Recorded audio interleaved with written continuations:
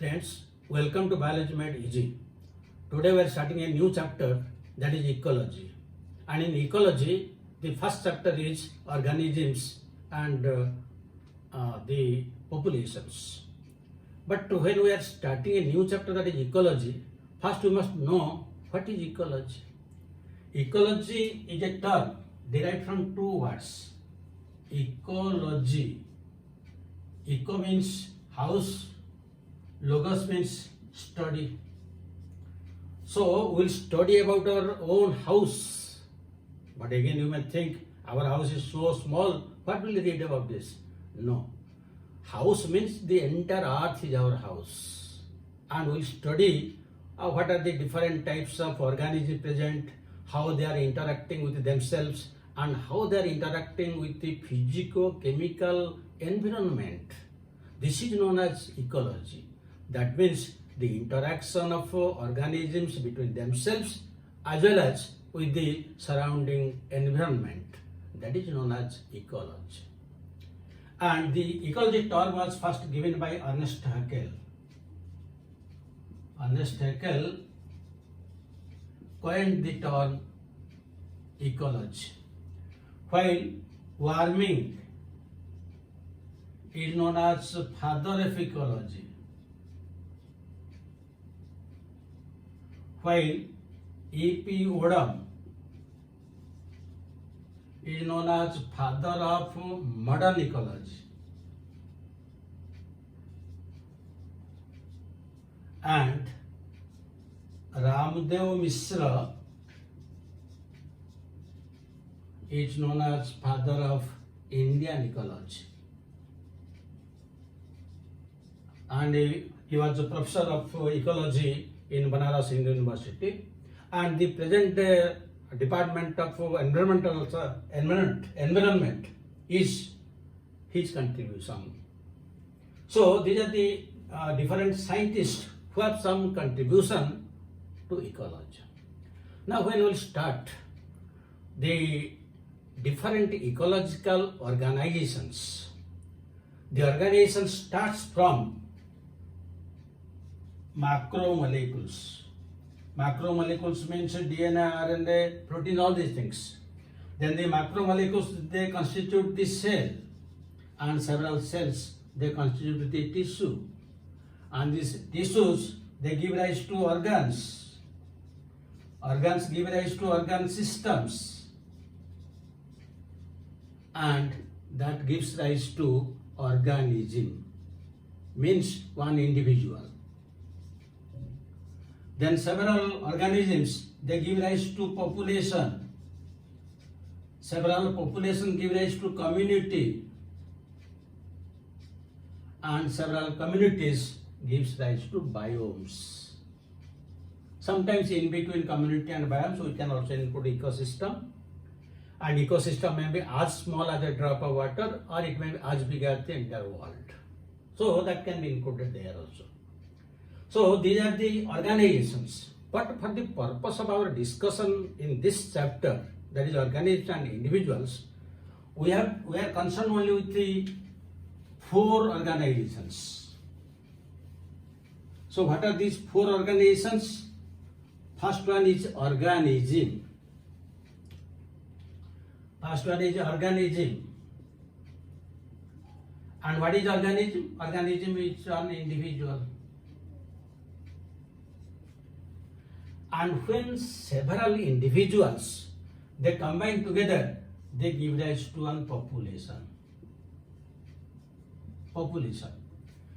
Suppose in a garden, there is only one type of plant, that is only brinjal plants.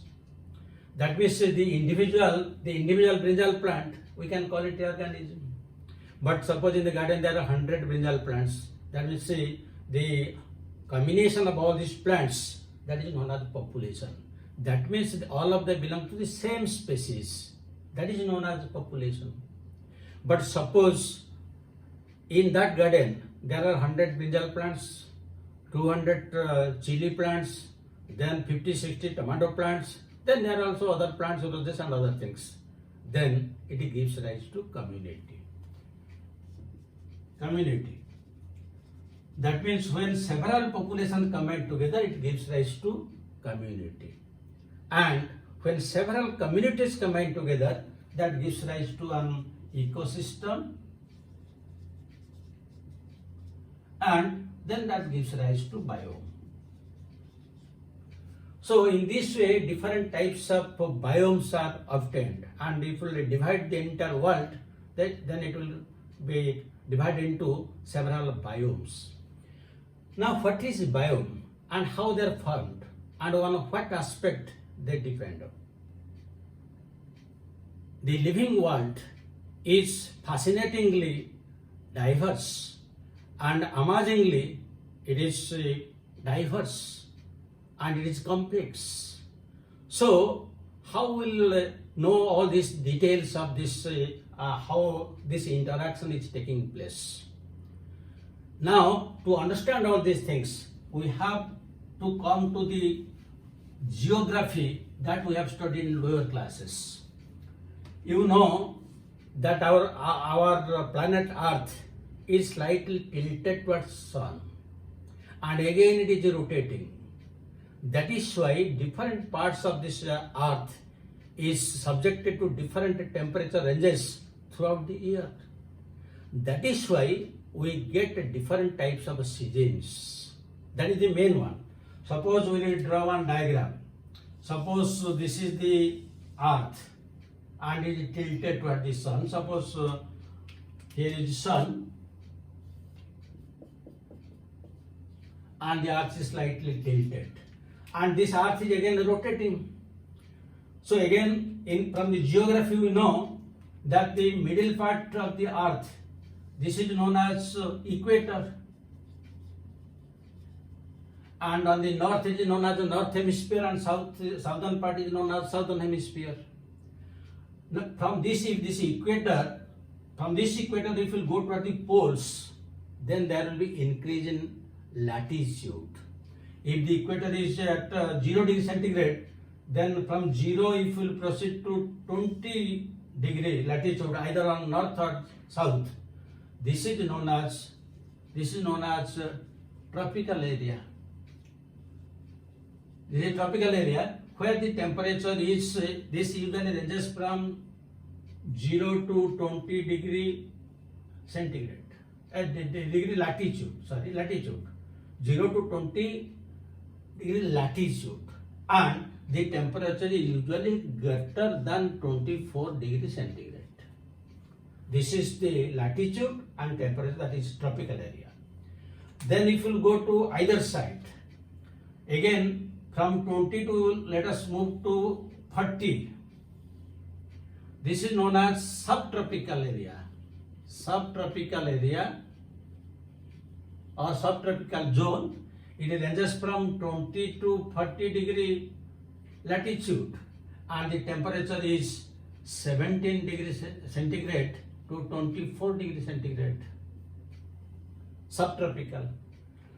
Then on either side, if we will proceed from 40 to 60, this is 40 to 60 degree latitude. This is known as temperate zone, and here it ranges from 7 to 17 degree centigrade. These are all average temperatures, because you may think that is a tropical area, we are getting 50-60 degree centigrade, how we are telling 24 degree centigrade. It is average temperature both day and night. That is why the average is less. Then beyond these temperate zones, from 60 to 80, except the pole areas, this is known as Arctic and alpine zones, and here the temperature is less than 7 degrees centigrade, and this latitude is 42. This is a 42. This is 60 to 80 degree, because this is 0 to 20, then 20 to 40, and temperature is 40 to 60, and this is 60 to 80. From 80 to 90, this is polar area. This is the polar area. So this we have read in the earlier geography classes. So when we proceed from the equator, either to the north or to the south, usually the latitude increases. The same thing happens in case of high mountains. If you take the case of Himalayas, if from the plains you will proceed to the top of the Himalayas, you will again find differences. Suppose this is the plain. As you increase in height, that means the altitude increases. The altitude increases, and with the increase in altitude, the temperature decreases, just like the from equator to the poles. The same thing. That means whatever climatic condition will get starting from equator to poles, the same type of climate also we get in the Himalayas, starting from the plains to the top. So our India, it ranges from 6.4 degree latitude north to 37.6 degree latitude north. The 6.4 is usually Kanyakumari, while 37.6 the last point of Jammu and Kashmir. From this you can guess what is the latitude of India. It ranges from 6.4 north to 37.6 north. That is Kanyakumari 6.4, while the last part of Jammu and Kashmir is 37.6. While Delhi, that is around 28 degree north. So from this you can guess what are the different climatic conditions found in different parts of the world, including India. Now this middle part, usually it gives rise to will give rise to tropical rainforest.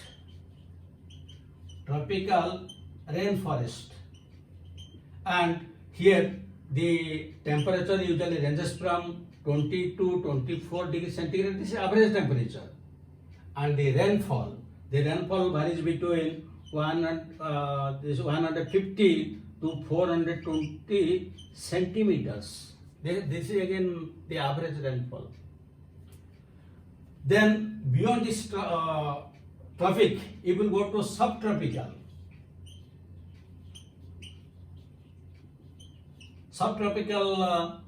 Forest, and this is also you can call it as a tropical deciduous forest. Then subtropical forest, the temperature is 14 to 24 degrees centigrade, and the rainfall is between 200 to 400 centimeter. And within this, the South India comes. The South India, the peninsular part, the Tamil Nadu, Mysore, Kerala, Karnataka, they are coming under the subtropical forest. Then the next one is temperate. This is temperate forest. The temperate forest, the temperature ranges from 10 to 22 degrees centigrade, and the rainfall is between 70 to 200 centimeter. And under this, the North India, China, Japan, Korea, all these countries are coming under this. Then the next one is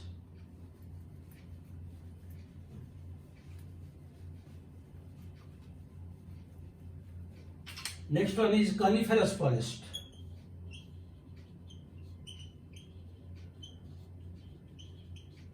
Now coniferous forest, usually the temperature varies from 0 to 15 degrees centigrade, while the rainfall is 80 to 250 centimeter. And this also you will get in the higher parts of Himalayas and also in North America. This is found in North America and in the upper part of Himalayas. The next type is grassland. In grassland, the temperature ranges from 2 to 25 degrees centigrade, and the rainfall 25 to 75 centimeter. And here the South America is coming. And the next one is a desert. In desert, the temperature ranges from 5 to 23 degrees centigrade, and the rainfall is less than 25 centimeter. And the common example is Sahara Desert. So you see, with change in longitude from the equator either to the north or south, the temperature changes, the rainfall also changes. The same thing happens with the change in altitude starting from plains to the top of the mountains. So accordingly, in India, we get different types of climatic conditions. Suppose South India, that is subtropical, and you will find most of the time there is summer and winter is not felt there. While in North India, which is coming under the temperate region, there you will find high summer and high or very cold winter. These are the changes. And even you will go to the Himalayas, you will find coniferous forests. That means all types of forests are seen in the Himalayas. Now, again, I will give you one graphic representation of this type of biomes in a graphic representation. Just you see and we'll explain it. Now, you look to the board. Here, there is a graphic representation of the different types of biomes. In the x-axis, you see this is mean annual precipitation, and precipitation means the rain along with the snowfall, and it is 50, 100 to up to 450 it is given. Then in this y-axis you see this mean average temperature, and it ranges from -15 to 30. So depending upon this range in temperature and in the average precipitation, how the different types of biomes are there, this table you have to remember because it is very important from examination point of view. So now you see, the first one is desert. In case of desert, what is happening? Now you see the temperature ranges from about 5 to 20 to 23, and the rainfall is it is less than 50 centimeter. This narrows one. Now there is a slightly more temperature, but slightly more rainfall. That means the temperature is from 5 to 25, but rainfall from it ranges up to 100. So it is grassland. Now there is again almost same temperature, but rainfall now ranges up to 200 or 250. This is temperate. And still the temperature is very high, between or above 20, around 24, 25, throughout the year 24, 25. And there is heavy rainfall. It ranges from nearly 150 to 200 up to 400, more than 400. The entire year there is high temperature and high rainfall. This is known as a tropical forest. So you see how easily you can remember. High temperature, low rainfall, desert. The same, almost about same temperature, slightly more rainfall, grassland. Again, almost upper temperature same, the lower temperature decreases, and more rainfall, temperate. High temperature and throughout year there is high the rainfall, that is the tropical forest. Now you come down. Now the temperature ranges from 0 to 12 or 13, and rainfall ranges up to 250. This is coniferous forest found in North America and Himalayas. And now again you come down. The temperature is sub-zero. It is starting from -10 to 0 to 5, and the rainfall is also less than 100. This is known as Arctic or alpine tundra.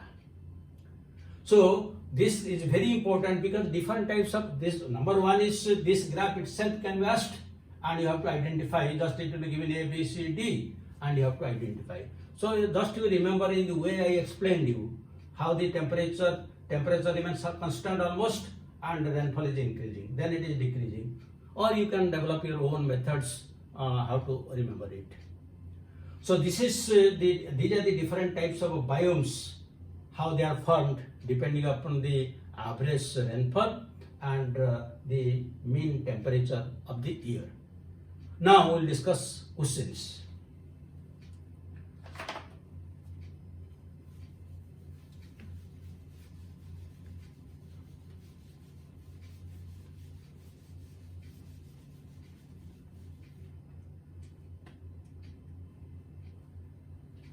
Now one question you can write: when temperature ranges from 10 to 20 degrees centigrade and rainfall from 40 to 100 centimeter, it is known as A choice, temperate zone; B choice, grassland; C choice, desert; D choice, coniferous forest. These are the type of questions usually asked in a NEET. Then come to the second type of question. In coniferous forest,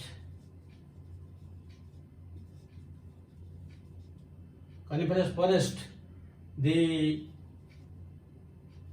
average temperature and precipitation are respectively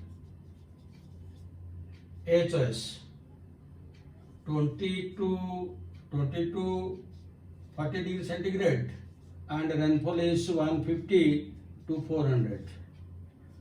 B choice you can go for 10 to 20 degrees centigrade and rainfall is between the 50 to 200 centimeters. Then C choice, this is 0 to 12 degrees centigrade and rainfall is 50 to 250 centimeters. And D choice, you can go for this is 0 to 25 degrees centigrade and this precipitation is 50 to 100 centimeters. These are the type of questions which are usually asked on biomes, and the graph which we have shown that can be also asked. So this is very important. Unless you have some idea about the geography, then it becomes very difficult to understand. So I hope you have understood it perfectly. Thank you very much. Again we will meet in the next video where we will discuss the other things, but let us take a break and take some coffee in between.